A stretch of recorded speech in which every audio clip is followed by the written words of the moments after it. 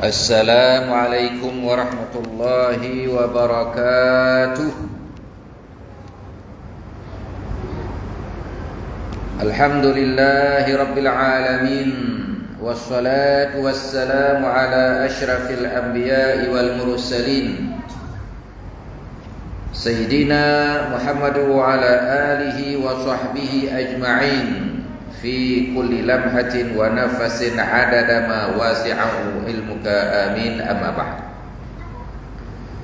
Pertama-tamanya dan selama-lamanya marilah kita merafakkan kesyukuran kepada Allah Subhanahu wa taala kerana pada malam ini sama-sama kita dapat bertemu kembali di dalam kuliah bulanan kita, di mana kita kembali ke dalam tajuk perbincangan kita mengenai tazkiratul maut, peringatan terhadap kematian, dan juga persoalan-persoalan mengenai kematian. Maka pada malam ini kita nak tahu bagaimana pahala doa, bacaan Al-Quran, tahlil dan sedekah kita kepada orang mati, iaitu kepada arwah. Yang tuan-tuan buat, adakah betul tak betul? Dah buat sekian lama tapi ditinggalkan kerana diragu-ragukan oleh sebagian orang yang tidak bertanggungjawab. Maka dengar kembali dalilnya, dan yang sudah diragukan baca kembali. Maka pastikan fikiran tuan-tuan perempuan jangan menerawang ke tempat lain, jangan ingat isteri, jangan ingat suami, anak cucu. Kita tumpu kepada kuliah pada malam ini, ya, supaya kita tidak gagal faham. Allah Subhanahu wa taala berfirman, a'udzubillahi minasyaitonir rajim. Wa anna laysa lil insani illa ma sa'a. Dan tidaklah bagi seorang kecuali apa yang telah dia kerjakan. Surah An-Najm ayat yang ke-39.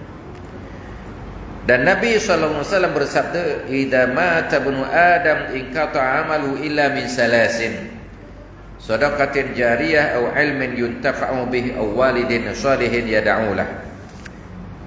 Yang bermaksud apabila anak Adam mati, maka putuslah segala amal perbuatannya kecuali 3 perkara: sedekah jariah, ilmu yang bermanfaat, dan anak yang soleh yang sentiasa mendoakan kepadanya. Itu dia. Kita mulakan dengan apa? Dengan ayat dan juga hadis Nabi, dan kita balik kepada soalan, apakah doa, bacaan Al-Quran, tahlil, sedekah akan sampai kepada orang mati ataupun tidak, ya? Maka untuk menjawab akan persoalan ini, para ulama mengatakan bahawa golongan orang yang berpendapat tidak sampai pahala kepada si mati hanya memahami dalil yang zahir yang saya bacakan tadi, ya, tanpa mengaitkannya dengan dalil-dalil yang lain. Pendapat ini bertentangan dengan banyak ayat yang lain dan hadis-hadis yang lain. Di antaranya Allah Subhanahu wa taala berfirman di dalam Al-Quran surah Al-Hasyr ayat yang ke-10, a'udzu billahi minasyaitonir rajim. Walladzina ja'u min ba'dihim yaquluna rabbana ighfir lana wa li ikhwanina alladzina sabaquna bil iman. Dan orang-orang yang datang setelah mereka berkata dan mereka berdoa, ya Allah, ya Tuhan kami, ampunilah dosa kami dan ampunilah dosa saudara-saudara kami yang telah mendahului kami dengan keimanan. Ini surah Al-Hasyr ayat yang ke-10.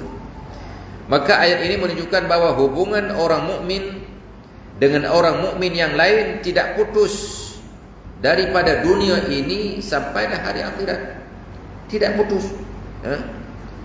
Itu dia sebagai dalil yang pertama. Dalil yang kedua, wastaghfir li dzambika walil mu'minina wal mu'minat. Dan mintalah engkau wahai Muhammad supaya diberikan istighfar, pengampunan dosa terhadapmu dan dosa-dosa orang mukmin dan orang mukminat. Tengok. Maknanya arahan Allah diminta supaya Nabi berdoa kepada dirinya, berdoa kepada orang mukminin, berdoa kepada orang mukminat. Ini surah Muhammad ayat yang ke-19. Dalil yang ketiga, sabda Nabi sallallahu alaihi wasallam, sa'ala rajulun an-nabiy sallallahu alaihi wasallam faqala ya Rasulullah inna ummi matat yanfa'uha in sadaqtu anha, qala na'am. Tanya sahabat ini, ya, seorang lelaki bertanya kepada Nabi sallallahu alaihi wasallam, ya Rasulullah, sesungguhnya ibuku telah meninggal dunia, mak saya telah pun meninggal dunia. Apakah ada gunanya bagi saya sekiranya saya bersedekah untuknya? Rasulullah SAW menjawab, ya, berguna untuk ibumu. Riwayat Imam Abu Dawud. Itulah tuan-tuan. Maka setiap hari kita bersedekah, masuk tabung masjid, niat ini sedekah saya supaya mengalir pahala kepada ibu saya. Tuan-tuan dapat pahala 10 kali ganda, ibu tuan-tuan pun dapat pahala. Dan ini qiyas. Sekarang musim haji, siapa yang telah menunaikan ibadah haji untuk dirinya, kemudian membadalkan haji kepada orang lain, orang yang buat badal itu dapat 10 kali ganda, dan dapat pahala pula orang yang dibadalkan. Hebat tak hebat? Sebab apa? Dia menolong orang lain, apalagi ibunya. Maka dalam bab sedekah pun macam itu, dalam bab doa macam itu, dalam bab baca Quran macam itu, dalam bab tahlil macam itu. Itu dia. Seterusnya, sedekah dan doa anak untuk ibu bapanya yang sudah meninggal dunia, bagaimana? Sampai ataupun tidak? Jawabnya, sampai dengan ijma'. Ijma' maknanya sepakat para ulama, tidak ada khilaf. Doa anak seperti mana hadis kita bacakan tadi, ya. Maka perbahasan ayat, kita nak baca ayat ini, perbahasan para ulama, ya, mengenai ayat yang ke-39 daripada ayat surah An-Najm yang kita bacakan tadi, wa anna laisa lil insani illa ma sa'a, dan tidaklah bagi seseorang kecuali apa yang telah dia usahakan.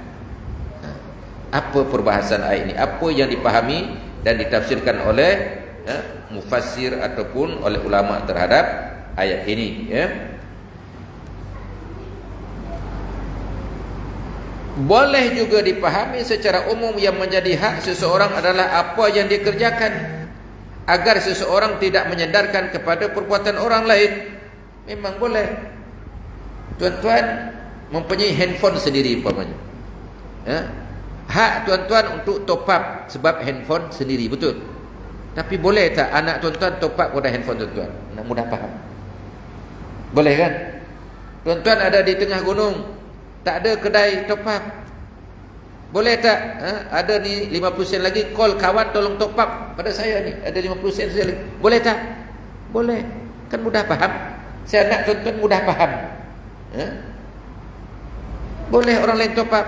Tuan-tuan nak bayar zakat, afdalnya tuan-tuan bayar. Tapi boleh tak orang lain tolong bayarkan duit kita, orang lain tolong bawa ke masjid ataupun tolong transferkan? Boleh tak? Boleh. Itu dia. Nak bagi tahu tuan-tuan, boleh.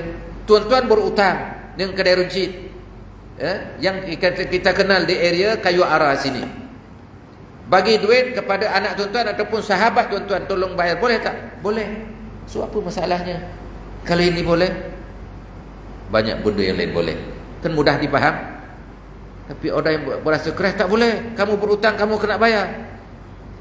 Masya Allah, pikirannya pendek. Itu dia tuan-tuan yang ada sekalian. Kalau dia sakit, macam mana? Kalau dia lemah, macam mana? Takkan nak merangkak, mengguling-gulingkan diri, kena bayar sendiri dekat kedai runcit. Ini nak mudah faham dulu, ya. Maka ulama menjelaskan bahawa betul, setiap yang kita usahakan adalah milik kita. Kita usahakan rumah, kita usahakan kerja, ada gaji kita punya, ya. Boleh. Kita buat rumah, duit kita memang kita punya. Tapi ada kawan baik hati, dia nak besarkan rumah kita, tak boleh. Apalagi anak kita, apalagi saudara mara kita, apalagi anak murid kita. Nak buat tuan guru ni, dah sempit rumah tuan guru ni. Bila orang mengaji 100 orang tak muat, dia nak besarkan sampai muat 200 orang. Boleh ke tak boleh? Boleh. Fahaman kedua, ya. Itu dia tuan-tuan. Okey, memang hak kita apa yang kita usahakan, ya. Walau bagaimanapun, ini tidak bermaksud menghilangkan perbuatan seseorang untuk orang lain. Maka ayat yang kita bacakan tadi, wa anna laisa lil insani illa ma sa'a, yang bermaksud dan tidaklah bagi seseorang kecuali apa yang diusahakan, di mana ayat tersebut bermaksud perbuatan baik yang dilakukan sendiri memberikan manfaat kepadanya. Begitu juga perbuatan baik yang dilakukan oleh orang lain untuknya, yang bukan perbuatannya sendiri juga memberi manfaat kepadanya. Yang disebut apa dia? Kurniaan, fadilah, pertolongan. Orang lain tolong bayar tadi, orang lain tolong top up kita. Handphone tadi kita ada di gunung, kita ada di rumah, kita tak boleh turun, kita lemah, kita dalam keadaan sakit, dan sebagainya. Maka orang lain tolong. Yang tolong itu kelebihan disebut kurniaan, kemurahan hatinya, baiknya orang itu. Maka sudah pasti apabila kita melakukan perbuatannya untuk diri kita dan juga dilakukan oleh orang lain, maka bermanfaat, dan ini adalah kurniaan Allah Subhanahu wa taala kepada umat Muhammad. Dan Allah Subhanahu wa taala memberikan ganjaran kepadanya, ya.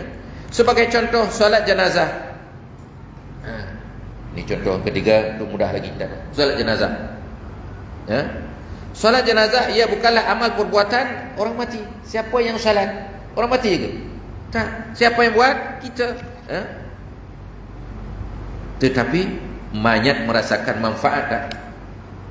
Mayat yang kita solat memberikan manfaat tak? Manfaat.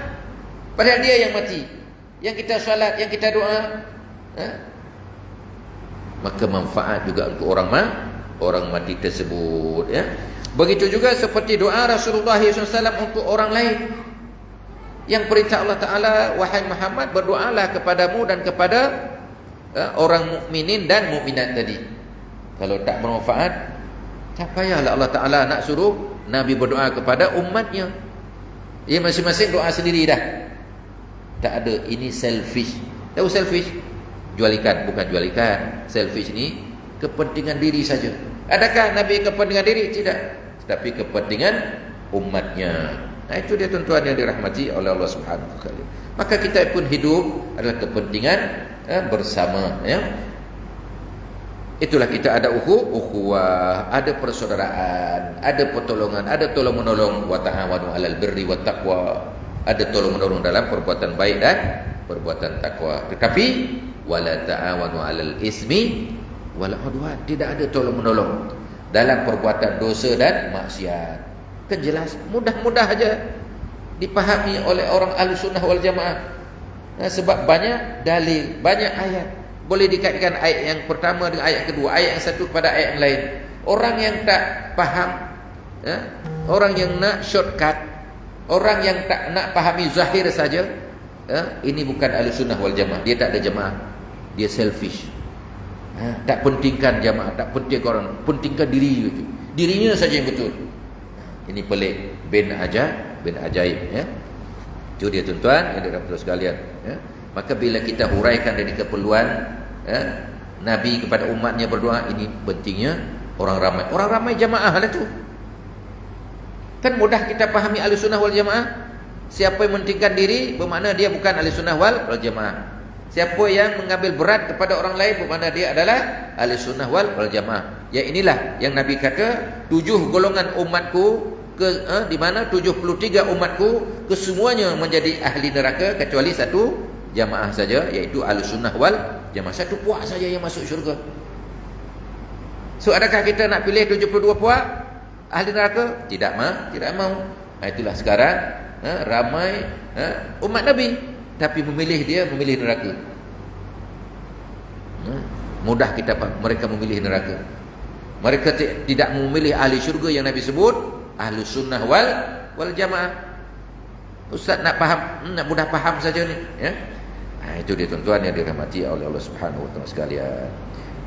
Jadi, doa baginda, di mana doa baginda tadi, ya, yang diarahkan oleh Allah Subhanahu wa taala, wastaghfir li dzambika walil mu'minina wal mu'minat, surah Muhammad ayat 19. Wahai Muhammad, berdoalah, beristighfarlah kepada dirimu dan kepada orang muslimin dan muslimat, mukminin dan mukminat, ya. Maka doa itu bukan perbuatan orang yang didoakan, namun doa tersebut boleh dirasakan manfaatnya seperti doa Rasulullah SAW, ya. Umpamanya doa Nabi kepada siapa? Kepada Ibnu Abbas, ya. Ibnu Abbas ini anak yang jenius, umur 10 tahun dah, ya, berada bersama Rasulullah SAW. Isteri Rasulullah Maimunah adalah makcik kepada Ibnu Abbas. Bermakna kalau Nabi tak ada, dia pun boleh berada di rumah Rasulullah. Nabi berdoa kepada Ibnu Abbas. Apa doa Nabi? Allahumma 'allimhul hikmata wa ta'wilal kitab. Ya Allah, ajarilah hikmah, ya, dan juga kemampuan untuk mentakwil kitab Al-Quran kepada Ibnu Abbas ini. Ini hadis riwayat Imam Bukhari. Maka hasil daripada doa Rasulullah, manfaat tak pada Ibnu Abbas? Manfaat. Akhirnya dialah ahli tafsir yang pertama. Maka semua ahli tafsir yang ada di atas muka bumi ini tidak sah kalau tidak rujuk kepada Ibnu Abbas. Sebab Nabi yang berdoa khas kepada Ibnu Abbas, ya. Dalam riwayat satu lagi juga riwayat Imam Bukhari, Allahu faqihu fid din wa 'allimhu ta'wil. Ya Allah, berilah kepadanya orang yang memahami ilmu fiqh ataupun dalam memahami seluruh beluk agama, Allah faqihu fid din wa 'allimhu ta'wil, dan berilah kepahaman kepadanya untuk menafsirkan. Itu dia. Tambahan lagi, ada hadis yang menunjukkan bahawa Nabi sallallahu alaihi wasallam pernah mengajarkan doa-doa yang perlu dibaca untuk mayat.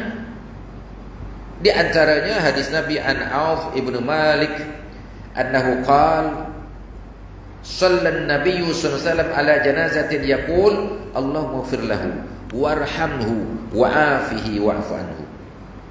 Diriwayatkan daripada Auf bin Malik berkata, ia Nabi telah menunaikan solat jenazah. Aku mendengar Nabi berdoa, ya Allah, ampunilah dia, rahmatilah dia, dan maafkanlah dia. Maka kalau tak bermanfaat, buat apa Nabi berdoa? Betul? Mudah kita fahami. Kita menggunakan ilmu, dan menggunakan akal. Orang tak menggunakan akal, dia kata tak sampai. Kalau tak sampai, buat apa dah berdoa? Saja-saja kan. Ini orang yang cetek akan fikiran dan akalnya, Maka bila Nabi berdoa, bermakna ada manfaatnya, ada sirnya, ada rahsianya, ada faedahnya, ada manfaatnya. Di dalam Al-Quran, Allah Subhanahu wa taala menyatakan bahawa orang yang telah meninggal dapat menerima manfaat doa yang dikirim oleh orang-orang yang masih hidup. Inilah ayat Al-Quran surah Al-Hasyr ayat 10 tadi yang kita bacakan. A'udzubillahi minasyaitonir rajim. Walladzina ja'u min ba'dihim yaquluna rabbana ighfir lana wa li ikhwanina alladzina sabaquna bil iman. Dan orang-orang yang datang setelah mereka, maknanya kita yang datang selepas kematian mereka, ada lahir orang lain ataupun kita masih hidup sedangkan saudara kita sudah mati. Lalu mereka berdoa kepada Tuhan, wahai Tuhan kami, ampunilah kami dan ampunilah saudara-saudara kami yang telah mendahului kami dengan beriman. Saudara kami yang sudah mati tapi mereka beriman. Maka ada doa. Sehingga dengan lafaz na maknanya kita ramai-ramai. Cuba bayangkan, Rabbana ighfir lana wa li ikhwanina alladhina sabaquna bil iman. Dan ayat ini menunjukkan bahawa doa yang masih hidup sampai kepada orang yang telah meninggal dunia. Maka kita berdoa, kita berdoa kepada orang yang sudah meninggal. Di dalam tafsir At-Tabari ayat di mana ayat ini, ayat yang ke-10 pada surah Al-Hasyr, kalau kita tengok tafsir Tabari juzuk yang ke-9 halaman 26, dijelaskan bahawa ayat tersebut diturunkan ketika Walid bin Mughirah. Walid bin Mughirah ini seorang artis, seorang artis yang terkenal, selebriti lah, yang pandai dia menyanyi, penyanyi dangdut lah bahasa kita ni, kalau kita negara internasional disebut, dulu ada Michael Jackson kan, itu dia. Dan riwayat yang sahih, Michael Jackson pun mati dalam Islam dan abangnya yang menanam. Okey, jadi Al-Walid bin Mughirah ni, selepas dia masuk Islam, diejek oleh kawannya, diejek oleh orang musyrikin. Turunlah ayat ini, itu asbabun nuzul, Dan orang-orang musyrik tadi berkata, kalau engkau kembali kepada agama kami dan memberi wang kepada kami, kami yang menanggung siksaanmu di akhirat. Tengok beraninya orang musyrik, mampu nak menanggung azab akhirat. Di dunia pun tak mampu, di dunia sakit pun nak sembuhkan tak mampu kan. Ni bagi ubat, suntik sana suntik sini sebagai usaha saja kan. Tapi nak hidupkan dia supaya tak hilang nyawa boleh? Tak mampu. Lagilah nak menanggung azab hari akhirat. Itu dia tuan-tuan. Coba kalau mampu nak menanggung hari akhirat, orang yang dipijak oleh kereta, yang dah penyek umpamanya, coba hidupkan balik. Tak mampu. Yang kecil macam tu, kadang kena motor je ataupun kancil je pun tak mampu nak menghidupkan orang yang dah mati, yang dah penyek. Betul? Tak payah orang lah, yang kecil je, semut ataupun lipas yang dah kita penyek, coba hidupkan balik. Tak mampu kan? Kalau tak mampu, jangan takabur, jangan sombong. Itu dia sebagai template kan kepada orang-orang yang musyrikin, Allah Subhanahu wa taala menurunkan ayat ini menunjukkan bahawa seorang tidak boleh menanggung dosa orang lain. Bagi seseorang apa yang telah dikerjakan bukan berarti menghilangkan pekerjaan seorang untuk orang lain. Di mana dalam surah yang kita bacakan tadi, iaitu surah An-Najm ayat 39, Imam Tabari juga menafsirkan bahawa Allah menurunkan ayat ini menunjukkan bahawa seseorang tidak menanggung dosa orang lain bagi seseorang apa yang telah dikerjakan. Dan ini kena gunakan akal, bukan berarti menghilangkan pekerjaan seseorang untuk orang lain. Seperti kita berdoa kepada orang mati, kita berdoa kepada orang yang sakit, kita berdoa orang yang berhajat, kita berdoa pada anak kita yang ambil pemeriksaan dan sebagainya, kita berdoa ketika kita naik kenderaan. Semuanya manfaat, itu dia. Di dalam tafsir At-Tabari juga dijelaskan daripada sahabat Ibnu Abbas tadi, yang pakar tafsir, bahawa ayat tersebut telah dimansuh dan digantikan hukumnya. Tengok Ibnu Katsir, dalam tafsir At-Tabari, di mana Ibnu Abbas tadi yang pakar tafsir, di mana ayat yang kita bacakan tadi, wa anna laisa lil insani illa ma sa'a, dan tidaklah bagi seorang kecuali apa yang telah diusahakan. Ayat ini sudah dimansuh, bacaan sudah dimansuh, akan mansuh ini apa? Sudah dibatal tetapi diganti dengan ayat yang lain. Itu dia. Sebab dalam Al-Quran ada nasikh, ada mansuh. Seseorang itu dapat mengetahui akan tafsir Al-Quran, paling kurang dia ada 15 ilmu. 15 ilmu nak tahu tafsir Quran ni. Bukan ambil Quran terjemahan, kemudian baca terjemahan, dia dah jadi ahli tafsir. Bukan. Dia kena ada 15 ilmu. Di antaranya dia kena ada ilmu, yang pertama ilmu bahasa Arab. Yang kedua dia kena ada ilmu nahwu. Yang ketiga dia kena pandai ilmu saraf. Yang keempat dia kena pandai ilmu bayan. Yang kelima dia kena tahu ilmu ma'ani. Yang keenam dia kena tahu ilmu arud. Yang ketujuh dia kena tahu ilmu nasikh dan mansukh ini. Mana ayat yang sudah dibatalkan tetapi dibawa ayat yang lebih baik, yang lebih jelas. Kemudian dia kena tahu asbabun nuzul, sebab-sebab turun macam cerita ni. Kemudian dia kena tahu ilmu usul. Usul ini adalah ilmu tentang asal usul ayat tersebut dan hukum hakam yang keluar daripada kaedah usul tersebut. Itu dia ada kaedahnya. Umpamanya kaedah Imam Syafi'i, ma la yatimul wajib illa bi fawal wajib, maka kena ikut peraturan tersebut, ya. Kemudian dia kena ada ilmu aqaid. Aqaid ada ilmu aqidah. Jangan ditafsir ikut zahir kepala otak dia, menyebabkan dia takut ada ayat-ayat mutasyabih, dia dah menafsirkan di mana Tuhan menyerupai makhluk. Bahaya. Itulah yang timbul sekarang ini, orang baca terjemahan yang menyebabkan khilaf yang berpanjangan, yang mereka meluruskan, seumpama meluruskan ekor kucing, ya. Kita cakap tafsir macam ni, dia kata tidak, ini ayat macam ni, Ar-Rahman ala arsy istawa. Dia kata apa? Tuhan bersemayam atas arasy. Bersemayam maknanya duduk di atas arasy. Bermakna apa makna Allah Akbar? Allah Maha Besar. Bermakna arasy dia akan lebih besar, kan? Sebab arasy masih besar, Allah duduk macam saya duduk atas kursi. Kursi besar ke kursi kecil? Mana besar saya dengan kursi? Kursi lebih besar, kan, daripada saya. Bermakna dia dah menyerupai Allah Ta'ala. Sebab apa? Dia tengok tafsir, bukan, dia tengok terjemah. Tafsirnya ayat itu mesti sesuai dengan akidah. Dalam akidah disebut apa dia? Tidak ada pada Allah Ta'ala nuksan, tidak ada kekurangan. Tidak ada bagi Allah Ta'ala itu menyerupai makhluk. Nampak? Allah menciptakan makhluk, Allah menciptakan arasy, Allah menciptakan kursi, Allah menciptakan langit, Allah menciptakan bumi, Allah menciptakan segala isi langit dan bumi dan segala-galanya. Nampak? Maka al-istiwa itu maknanya kita rujuk kepada Sayyidina Abbas, kita rujuk kepada Sayyidina Ali, kita rujuk kepada ulama-ulama tafsir. Maka Sayyidina Ali kata apa dia? Innallaha khalaqal arsya izharan liqudratihi laisa makanan li zatihi aw kama. Sesungguhnya Allah menciptakan arasy untuk menunjukkan kehebatan kekuasaannya, bukan tempat untuk duduk zatnya.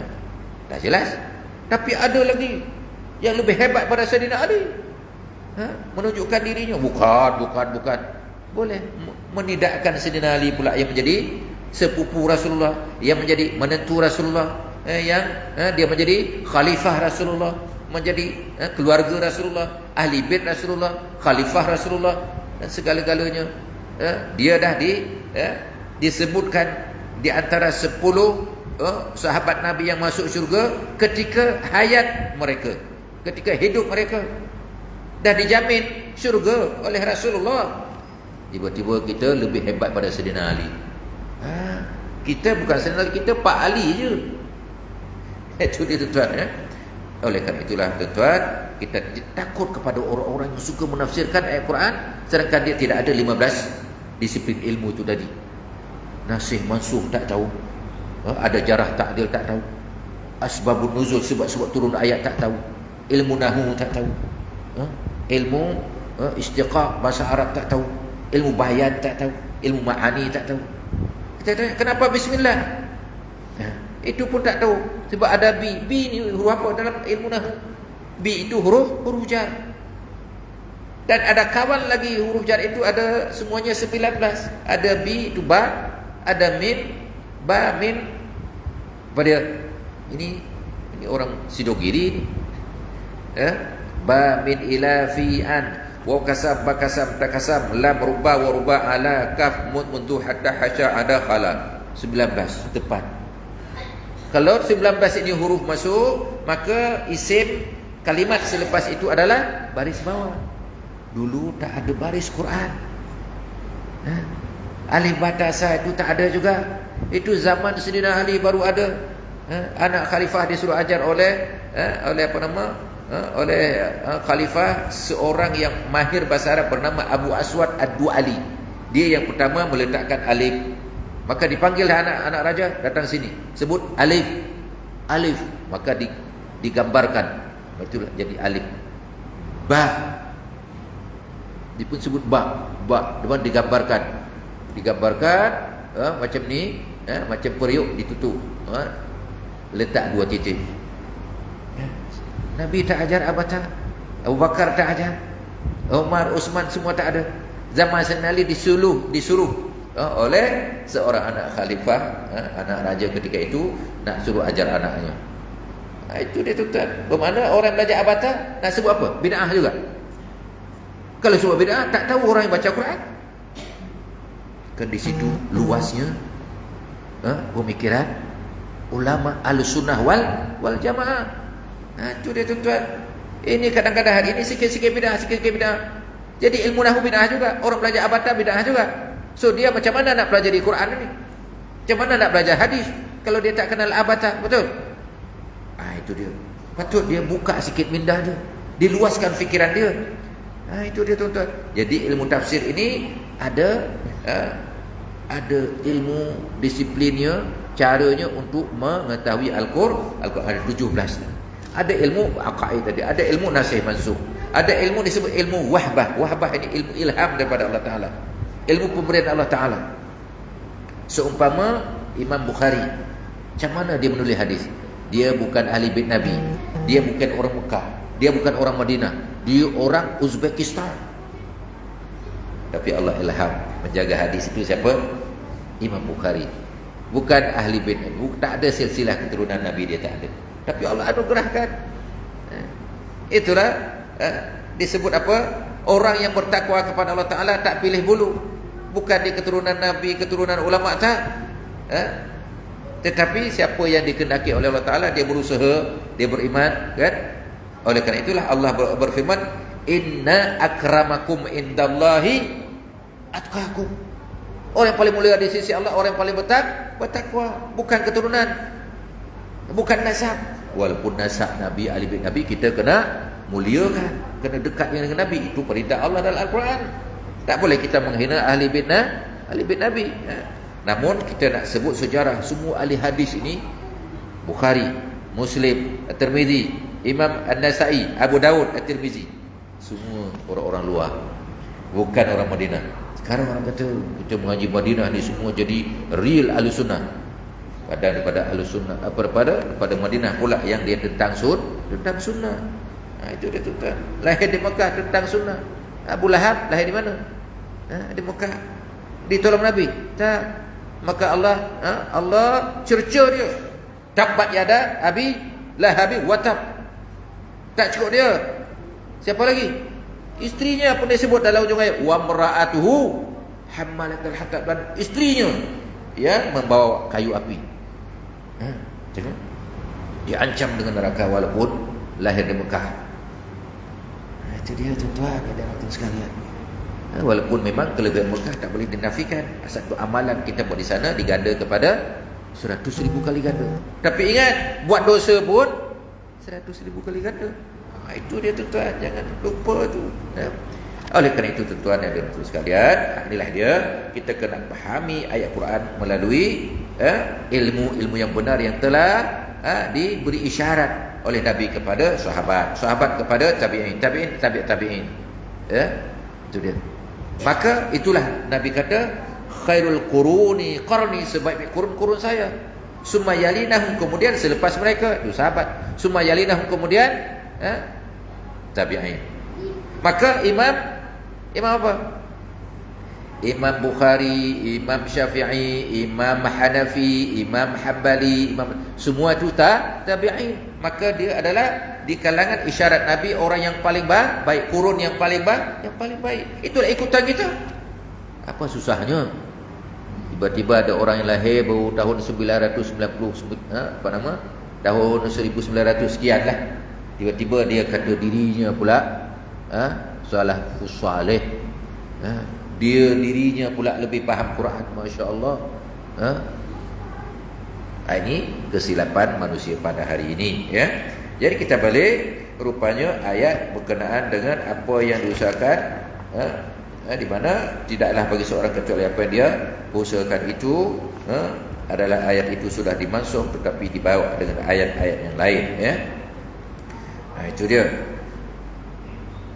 An Ibn Abbas qauluhu ta'ala wa anna laysa lil insani illa ma sa'a fa anzalallahu ba'da hadha walladzina amanu واتبعتهم ذريتهم بإيمان ألحقنا بهم ذريتهم.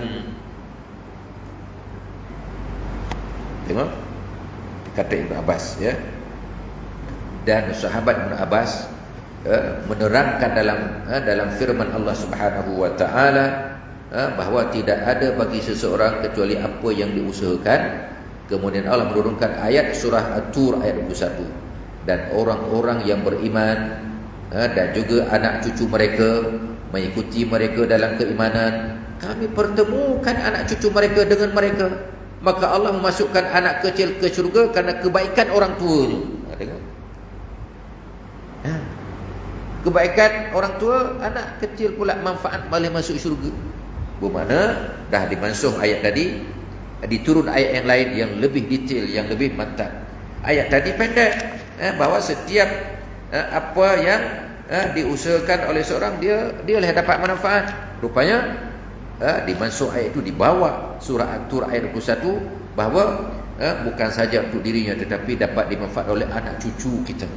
Maka kita pun doa, Rabbana hab lana min azwajina wa dhurriyyatina qurrata a'yun waj'alna lil muttaqina imama. Ini berdoa untuk zuriat kita.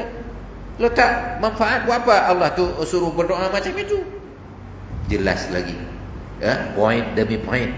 Bila kita baca bahawa ahlul haq adalah ahlus sunnah wal jamaah, yang betul-betul hak dalam kehidupan, dalam menafsirkan ayat Quran, dalam menafsirkan hadis Nabi, adalah golongan ulama ahlus sunnah wal jamaah. Itulah dia. Baru kita saja balik. Siapa balik? Ni Syekh Ali Jumaah, ulama ahlus sunnah wal jamaah yang paling hebat di antara 20 ulama besar dunia yang paling berpengaruh.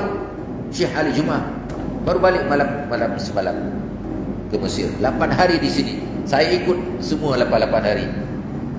Luar biasa tu. Ditambah dengan Habib Umar lagi, ulama yang tersuhur dunia, ikutan yang ramai, kan? Ahlus sunnah wal jamaah. Kita dengar azan terlebih dahulu.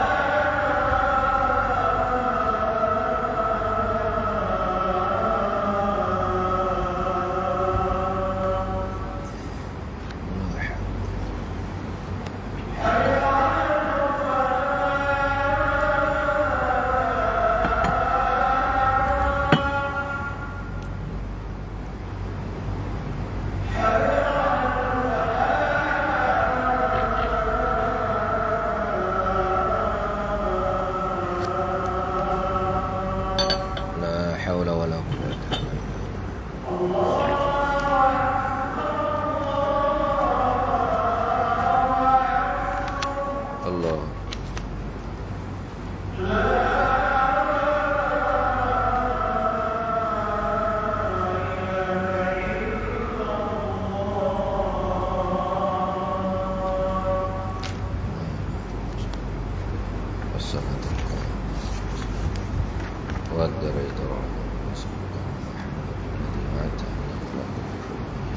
Ada.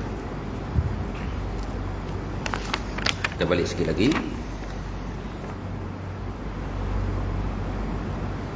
Dan ayat yang ke-39 ini juga di samping sudah dijelaskan oleh Imam At-Tabari dalam tafsirnya, juga diterangkan oleh ahli tafsir yang didoakan oleh Nabi, iaitu sahabat Nabi Ibn Abbas.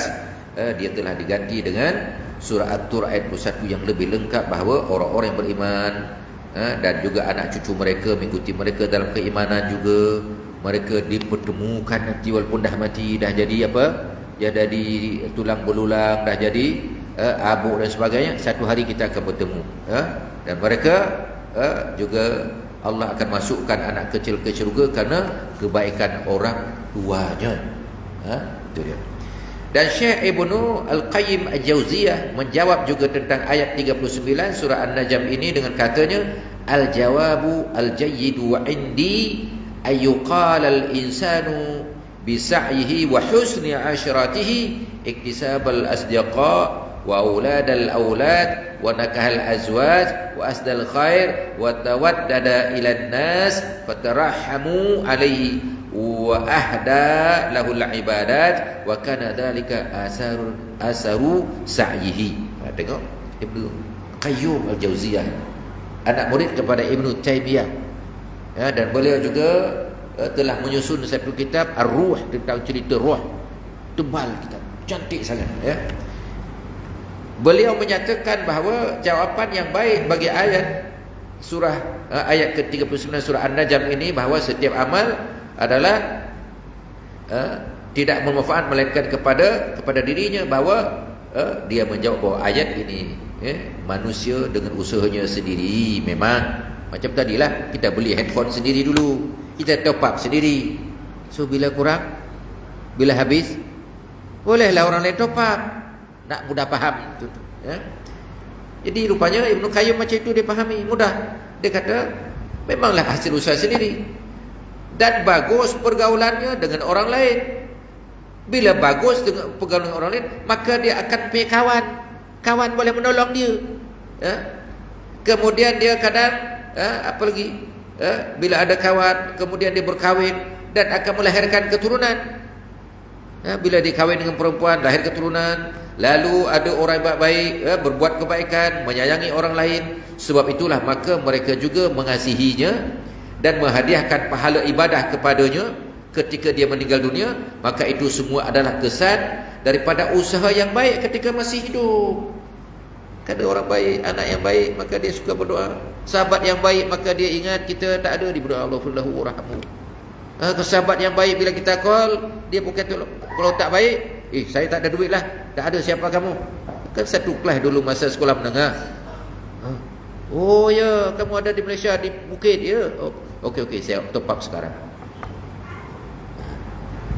Sebab kawan baik. Itulah perlu kawan baik, dan kawan baik pasti akan menolong, itulah disebut orang mukminin, mukminat dan sebagainya, Dan dalam hadis perbahasannya di mana hadis yang dibacakan, idza mata ibnu adam inqata amal illa min salasin, sadaqatin jariyah wa lam yuntafu bi awwalin salihin yar'ulah. Apabila anak Adam mati, putus segala hubungan kecuali 3, iaitu sedekah jariah, ilmu yang manfaat, dan anak yang soleh mendoakan dia. Di mana hadis ini bermaksud apabila seseorang meninggal dunia, segala amalannya terputus kecuali 3 perkara disebut dalam hadis ini, di mana 3 perkara tersebut adalah hasil daripada usahanya. Mana usaha banyak sendiri. Adapun amalan-amalan orang yang hidup sentiasa berkekalan, oleh itu tidak ada larangan orang yang masih hidup dan beramal lalu menghadiahkan pahala amalannya kepada orang yang telah meninggal dunia. Dan Imam As-Sayuti, di ulama hadis yang terakhir,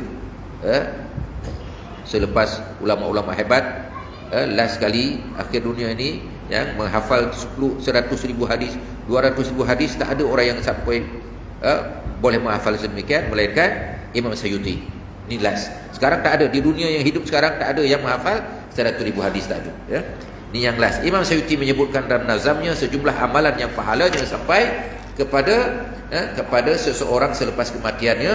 Apa dia kata? Idza mata ibnu adam laisa yajri alaihi min khisalin ghairu ashri ulumun basaha wa du'an najlin wa gharsun nakhli wasadaqatu tajri wa rasatu wa wirasatu mashafin wa ribatu saghrin wa hufrul bi'ri aw ijra'u nahri wa baitun lil gharibi banahu ya'wi ilaihi aw bina'u mahalli dhikri wa ta'limul